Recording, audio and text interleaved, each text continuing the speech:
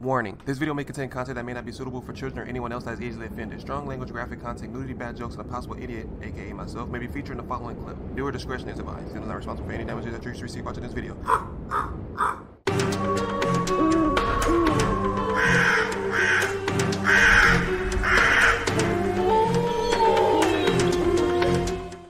Hey, what's up, y'all? It's Zems, and welcome to The Boy Who Murdered His Neighbor for TikTok. Man, this video was recommended to me by a lot of people, man, since we reacted to the last one of the girl that killed her mom. At this point, man, TikTok is just, it's not that serious, bro. You don't have, fame is not that important, man. The moment you start thinking that you have to hurt people in order to gain views or hurt animals in order to get views, it's time to stop. It's time to call it, chief. But this video is by Destiny, so if you guys haven't already, be sure to hop down in the description box, click on the link and go watch the videos in entirety while me pausing and stopping and talking through the whole thing. Yo, thank you guys so much for the great support, man. Keep supporting and the videos will keep coming. But for now, let's get it. I seriously had to roll my eyes after reading up on the entire situation. So basically what happened was this 16-year-old kid named Zachary Latham moved into his grandparents' house on Thornhill Road in Vineland, New Jersey, and quickly got into some beef with his new neighbors after Mr. Durham, the husband and father who lived next door, complained to Zach's grandparents about his alleged reckless driving once he got there. And you know how some kids are. Once they get their license, they act like they've never been in a car before and start driving around like they're in Mario Kart. Yeah, but based on my understanding, after the talk that Mr. Durham had with Zach's grandparents ended, Zach's grandpa pulled him to the side and was like, "Hey, yo, Zach, come over here, B. You gotta stop all that crazy driving you doing around my hood before me and the missus decide to put your ass back on the street." And you know, basically, they forced Zach to go on over to Mr. Durham's house and apologize for driving around the neighborhood like a crackhead that just got his license for the first time. Zach's apology was filled with nothing but lies, and soon after that, he quickly went back to his antics and continued on throughout the community with his reckless driving. That's the thing, man. If you go into somebody's neighborhood and you just start to become and cause problems, expect to hear from people, especially if that neighborhood is already quiet and you move in somewhere and you start driving real loud and burning rubber and playing your music all out. Like, bro, nobody wants to hear that, man. Don't do that. Don't be that person that moves into the neighborhood and just draws attention to yourself like this kid did. Mr. Durham, now seeing that Zach really didn't care and completely dismissed what had happened earlier today as if he was a dementia patient with short-term memory loss, got really annoyed. His impression of Zach being his new neighbor in his neighborhood plummeted into a deep, dark, fiery hole of hell that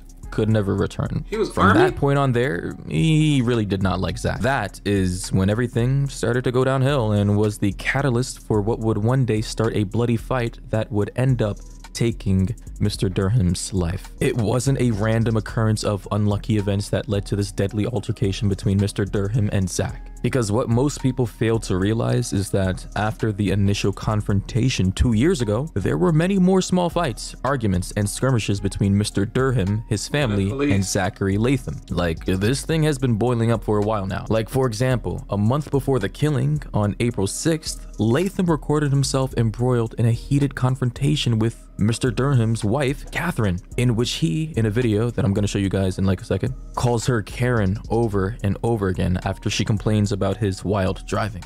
What are you gonna do, Karen? That's not my name. You okay, Karen? Go ahead, get my tag. No, Get my tag, Karen. my name is not Karen. So get my name straight. Get my tag, it's okay. Like, just stop driving fast. Like, is it that serious? Do you have to go that fast, man? He just made like a hill out, where's a mountain or a hill, ain't hill out of mountain, wherever, you know what I'm talking about. Like, he just made the problem way bigger than what it was. If you want to go out somewhere on a freeway and speed, for sure, do that. But when you don't be speeding up and down a neighborhood, bro. Like, oh man, they used to do that around my grandma's house, especially around the school area. They used to fly through stop signs and stuff during when kids were going to school, like at 7, 8 in the morning, bro. We tried to tell the police, like, hey man, they're speeding, they're going to get hit one of these kids one of these days. They didn't listen. I mean, the kid didn't get hit, but it was a really bad accident because one of the dummies flew through the stop sign and hit somebody. A45 MFA. And after posting that clip, he went viral on TikTok. That specific clip accumulated over 3 million views on his TikTok account. The people who commented on the video were suggesting that he cut her tires, egg her house, and continue to mess with her even more. Like, you can imagine how he felt after realizing that people actually enjoyed his destructive behavior and that they actually found it entertaining, especially when considering that most of his previous videos got no more than 150 likes at most. He was probably thinking that this was his time to shine and was actively thinking of new ways to fuck with his next door neighbors. And days later though, Zach actually pulled up to Mrs. Durham's house and shouted, "Hey Karen, we went viral. obviously trying to get inside Mrs. Durham's head by taunting her. Actually, in another video that I saw that he recorded, it shows him having a confrontation with William Durham Jr., which is her 21-year-old son, as he walks up to Zach's car, saying, "Get out of the car, bro." And then Zach responds back by saying that he's armed with a knife. And then he took that video, which he recorded, posted it to his TikTok with a description. "Karen's son found the video, went viral, and tried taking me out of the car." And actually in an article it says here, police responded to this incident and took accounts from both Durham and Latham, but no charges were filed according to an investigation. He has also blown her a kiss as he sped by while driving to his house. He was just continuing to mess with her and trying to taunt her, you know, trying to get a reaction out of her. That's the kind of guy that he is. He was, but at the end of the day, you can tell he wasn't about that life. He was a little weenie. You know, he couldn't, the old people couldn't do nothing. The mom couldn't do nothing, but the son could. I was like, yo, get out the car. "Oh, I got a knife. If you touch me, I'm going to stab you." Like, weenie, bro. Straight weenie. I hate dudes like that. Be talking all that smack. As soon as it's time to fight, don't do nothing, man. And he a coward. He ended up killing the dude. He can't use his hands. I mean, don't fight, man. Don't fight if you have to, but like, these days, if you fight, you risk getting stabbed, like he said, or getting shot, so it's not even worth it no more. Just mind your own business. Even if they're wrong, let them be right, you know, just go on about your day. It's not even that serious no more. If you're going to be about the life, then be about the life. Don't pick and choose when you want and don't want to. This Zach guy, whoever the fuck he is a straight up dickhead. And to be honest, I would never want someone like him to be my neighbor, because like, we would definitely be fighting every other week if he was on some bullshit like that while living right next door to me. But after reading up on some articles about this guy and who he is, I couldn't find much. Like, information about his life and his personal background was pretty sparse. However, after doing a little digging, I found out that this guy Zach was emancipated at 17 and was a soldier in the army, serving as a National Guard private at 18. That explains which is ironic, since being a part of the National Guard means your job is to serve and protect your state, country, and community, and not terrorizing and being a nuisance to your next door neighbors. Disgrace. I also found some images of him from his TikTok account that makes him look like a straight up egocentric kid. As you can see here in this image, it says 350Z owner, I love 5W-30. Is that a Tome dog? Society, neighbors hate you, cuts everybody off. What are blinkers? Road rage, loud exhaust. My DE will smoke your HR. Somebody read the manual. How douchebags communicate with each other, and he's making it out to seem as if these personality traits are actually cool. Pretty weird. And another image, it says owning a Corvette. By the way, I don't know how you have all these cars at 17, but I guess good for him. Daddy's money. What's the speed limit? Wanna race? Revs at the red light. Gets heated on for having a nice car. Ew, a Mustang stuck up. Yeah, this guy is basically like the epitome of everything I hate about people. He's like that one dude that be on those like them high school movies, you know, the jock dude that's like really cool, but he's like super corny at the same time, but like people like still like back him up and stuff, and he got like the 2 or 3 friends behind him, like one of them correct him, he's like, "Shut up, stupid." And you're like, "Yeah, shut up, stupid. Yeah, come on guys, let's go." Like, that's he's that dude, bro. Oh man, he reminds me of people that, like, he tries to fit in, so he gets like stuff that are like in style and like that are super cool, and he posts about it, make it think himself as cool. Apparently also has a history of simple assault, terroristic threats, and criminal mischief on his juvenile record. And this is the kind of videos, I'm sorry, that TikTok support too. If you go and look at TikTok, TikTok usually removes the videos that have meaning, or it helps people, they remove it like, oh, it's against community guidelines. But when you're terrorizing people or doing something or telling people what chemicals make chloroform, and just stuff that you can be used to harm people, they allow it on their app. So TikTok is cool and all, but like it also can be super, super dangerous. And it's like, it's filled with pedophiles, 100% it is. Taking that into account as well, Zach is obviously a troublemaker. And you want to know what the crazy thing is? The Durham family was trying to sort this whole thing out the legal way via the courts and through the law enforcement, but the police weren't helping very much and said that COVID-19 made the courts close. As stated here, the Durhams, their lawyers wrote, sought help from the Vineland police several times, but were repeatedly told that they could not sign a complaint against Mr. Latham since the courts were closed because of the coronavirus pandemic. That's like saying I can't go to jail because of coronavirus. You can arrest me. There's a coronavirus pandemic going on. Like, come on, bro. It happens all over again. Just like when them girls be getting stocked and they put in restraining orders and the parents like, oh, well, we can't do nothing about it. And by the way, I get that the coronavirus was very tragic, is very tragic, as it's still going on. And, you know, we got to take it seriously. But are we really just going to sit here and disregard the legal complaints from a person who's in desperate need of help from a dickhead next door neighbor who's obviously terrorizing them? Like, where do you get help if not from law enforcement? The deceased father's legal team notes that a judge and several cops live in the area and knew about the past trouble Latham had caused. Latham even shared a video of a police officer confirming that he won't take any action even though he saw video evidence. It's unclear which incident he is addressing. But you won't do anything even though you saw video proof, correct?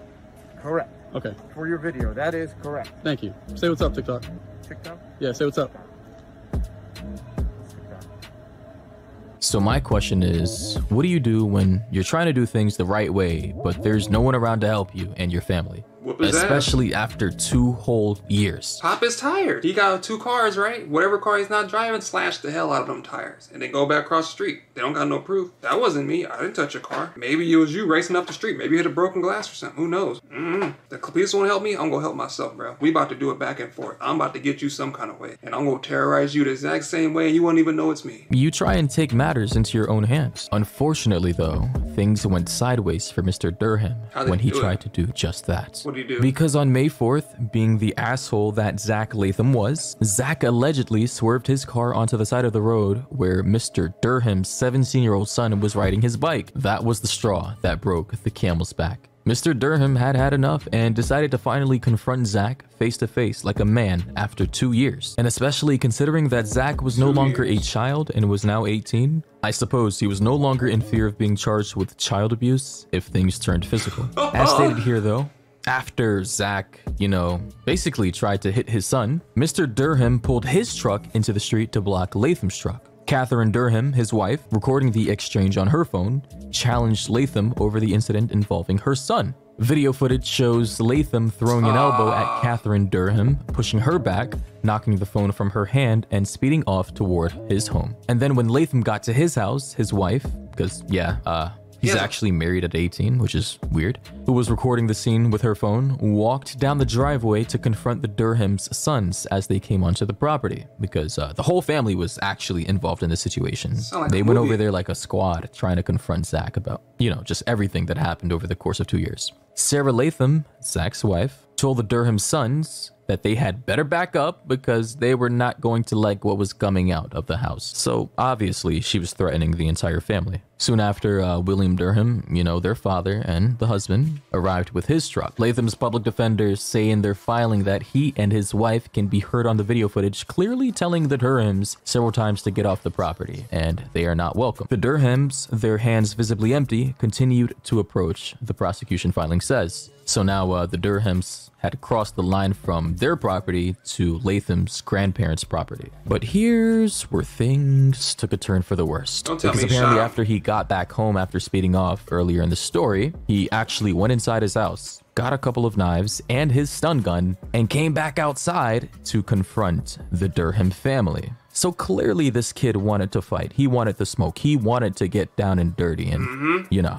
things went bad. So yeah, after going back outside, he confronted the family and fired his stun gun at one of the sons. It then says William Durham then grabbed at Latham, who slashed him in the right arm with his knife before retreating in his garage. So obviously, this is exactly where things started to go really crazy. Both Mr. Durham and Zach were in the heat of the moment. Their adrenaline levels must have been through the roof. They were in full-on battle mode. But it didn't stop there, because after that happened, apparently Mr. Durham had followed Zach toward the garage that Zach was heading to. It then says here a brief but violent melee then ensued, during which the stun gun was fired repeatedly and Latham's wife urged him to drop the knife. So yeah, you can imagine, Sarah, this 18-year-old kid's wife, was recording the whole thing. And once I reveal why she was recording this entire thing to begin with, you guys will be disgusted. Unfortunately though, in a horrific line of events, Mr. Durham was stabbed under the armpit, puncturing his lungs in what was thought to be a fatal wound that killed him. Bruh, this is crazy. This is the most toxic relationship I've ever seen. He's married at 18. He got cars. He has a house. What the hell is going on? Is it in New Jersey? Is that where the money is? Like, I'm confused. I'm devastated. I don't understand how. Why? That was stupid to me. Like, me personally, if I came out and I followed somebody inside the house and I was about to press them for the first time and they came outside with a knife and a stun gun, like, why are you still standing there? Wouldn't you be like, okay, you want weapons? Back. I'm about to go back and get my weapons. Or you'd be like, okay, let it slide for this day, and then you go stock up and do your thing. So when the time comes to battle,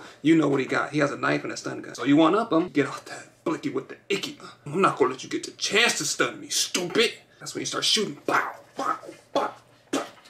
And he started running back inside and he stopped filming for TikTok. He's about to get more than a like, I tell you that much. And that sucks that he had to get stabbed like that. And he followed him even though he had weapons, which I don't understand. Like, what do you thought he wasn't going to stab you after he just stabbed your son? Like, what were you expecting to get out of that? I don't know. I wouldn't follow nobody with a weapon. Let me know down in the comment section what you would have done if the police weren't doing anything to help you. Would you took matters into your own hand? Would you have moved? Would you just let it slide? Or would you just kind of like do like nitpicky things when he's not around to kind of like get back at him? I'm curious to know because I wouldn't even know what I would do. I'd probably just take matters into my own hands. Latham's lawyer did not respond to requests for comment on the suggestion that his client had lured William Durham to his death in hopes of gaining social media notoriety. Because as it stands right now, their lawyers, the lawyers that represent Mr. Durham's family, they genuinely believe that the whole reason for Zach continuously trying to mess with the Durham family was to get reactions out of them so that he could then record them, post it to his TikTok, and try to become TikTok famous. And you know what? In this instance, I absolutely do believe TikTok did have a role to play in the way that things ended up in the situation. Yeah. You know, Zach's own narcissism, ego, mixed in with the weird-ass people in his comment section telling him to continue to keep fucking with his neighbors led directly to this tragedy. And exactly, because they're not out there doing it. They want you to get in trouble for they can sit back and laugh, bro. Why you ever ask yourself, like, yeah, why are people out there doing it? Why do they want me to do it? Because they want to see you get in trouble. Whoever was in that comment section, man, you should be ashamed of yourself, bro. You pretty much lost this dude his life, hyping this little weirdo up to go do the things that he was doing. But in my opinion, it's not even TikTok's fault necessarily. Because in my opinion, TikTok is just a symptom of a larger pre-existing condition that we've had in our society ever since people figured out that they could gain fame from social media. You know, the idea of getting famous on social media is like an intoxicating drug that takes over your entire body once it enters your bloodstream. And just the thought of being able to do something wild to capture the attention of millions of people across the world really has got some people hooked like a fish on bait, unaware of the impending doom about to come their way once they're captured by a fisherman. But in this case, that fisherman is TikTok. But yeah, Zachary Latham, as of right now, was charged with first-degree manslaughter after claiming his actions were in self-defense, and unsurprisingly, Mr. Durham's wife and 2 children were charged with simple assault and trespassing, since they did in fact cross over to Zachary Latham's property and, you know, did contribute to the altercation that happened. But their lawyers, they want the charges against the family dropped and Latham charged with first-degree murder, because their theory is basically the same as mine. As it says here in this article, Latham, they say, deliberately drew William Durham to his death in a bid for social media celebrity. In a June letter to Webb McRae, the lawyers Diane M. Ruberton and Robert R. Simmons noted that Latham's wife, Sarah Latham, recorded the brawl on her phone and said she did so because it was her and Latham's intent to post these videos to TikTok and become TikTok famous. I knew it too, and he had a point of what he was saying, that people would do anything these days to get TikTok famous. Like right now, if I were to open a door and throw a cinnamon roll out and hit somebody in the face with a cinnamon roll and I got like 10 million views, 10 million likes, and I did that over and over again, not only am I getting TikTok famous, but then I'm going to have people following the same trend that I'm doing because it's going to work well for them. Like if you see on TikTok, if you see a video that's like 5 million likes, if you click on the original video, you're going to see countless of other people doing the same exact thing because they know it's bringing in attention. So that's why I believe TikTok, he said he don't think it's TikTok, but I believe it's TikTok's fault because TikTok lets people know like, hey, if you do this, then you can be famous. And that's what happened to him. If he didn't get those views the first time he was calling her Karen and all the other stuff, I'm pretty sure none of this stuff would have escalated the way it did because he didn't have no fan base. He didn't have nobody hyping him up. He didn't have no followers, supporters. Like he didn't have any of that. And then he got another girl, which is another toxic girlfriend that supports his habits. So not only do you got TikTok and his status and his money and stuff coming in, you got another person that's supposed to be his loved one on, even more expiring them, because you know when your spouse or whoever it may be is talking to you, listen, she was contributing to that as well. So they tried for 2 years since he was 16 to try to get police to do it. Even the police was like, oh, we're not going to do nothing. How are the courts closed? How are you supposed to take people to trial? How are you supposed to secure people's safety if the courts are closed? That's like saying the jails are closed because of COVID. That makes no sense. Like, that should be the necessity people, the people that are needed for work, like firefighters, paramedics, doctors, like, etc. But man, that was intense. I think that one was kind of worse than the last one, only because nobody did anything to help them. And lots of times, if you guys watch documentaries and forensic files and unsolved mysteries, it happens more than you think that police officers don't help. They write a piece of paper and think the paper is going to stop people from coming. Like